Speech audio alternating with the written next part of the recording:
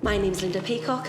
I work at Jarrow Primary School and I deliver Arts Award at Discover and Explore levels from reception up to Year 6.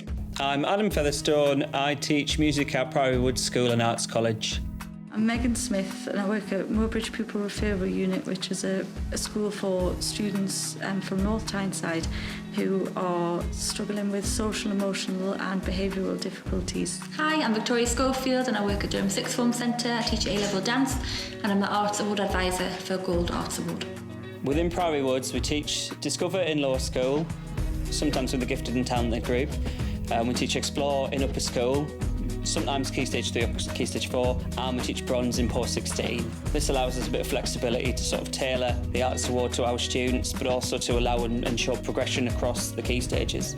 It's really important for the students to have autonomy over their work, especially those that are sort of suffering with mental health problems. Having a rigid, strict GCSE qualification sometimes is too daunting for them, or it's sometimes too much for them to handle, but then the Arts Award qualification is a lot more open and flexible for them to have the autonomy.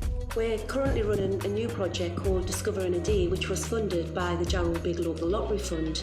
We managed to raise some funds from them by putting a bid in, and this entails artists coming in and working with a group of children.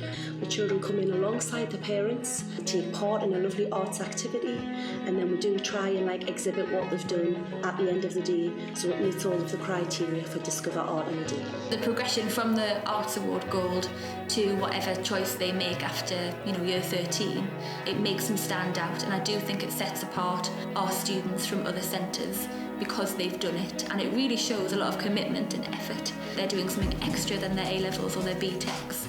So for the UCAS points available, there are 16 points, and it's either pass or fail for the gold.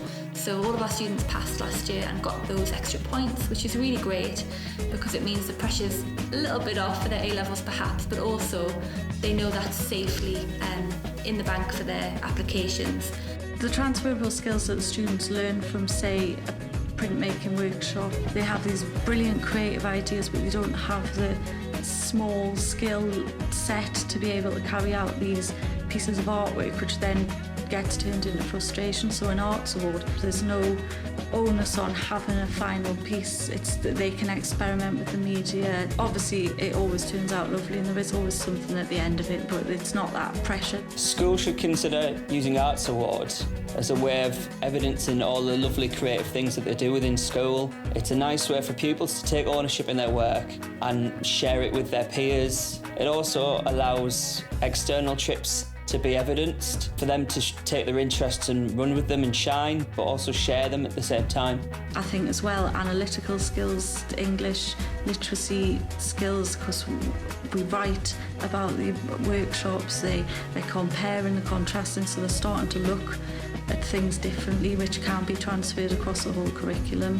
Through the children taking part in Discover Art and Explore Arts Award, I personally have seen a huge impact upon the children's confidence. They've become little leaders, they're talking about the different arts they've taken part in, they're encouraging the other children to take part.